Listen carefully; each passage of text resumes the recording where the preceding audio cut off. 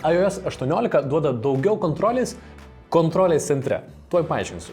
Tiesiog paslinku į viršų ir matau savo kontrolės centrą ir daug valdiklių jame.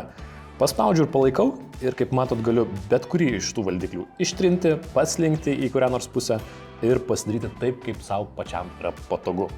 Jeigu paslinksiu žemiau, čia yra dar papildomi ekranai, kur galima prisidėti muzikos valdymą ir kitas programėlės.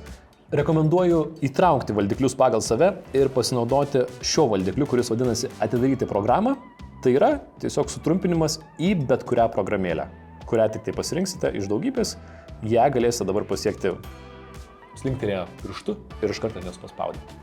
Galbūt ir užtrunka viską susitvarkyti kelias minutės, bet tuomet turi viską vieno slinktelėjimo atstumu, visas svarbiausias funkcijas. Ir šazamas, ir fotografavimas, ir įrašinėjimas, ir internetas, ir visi kiti dalykai, tad gal verta paskirti tą minutę.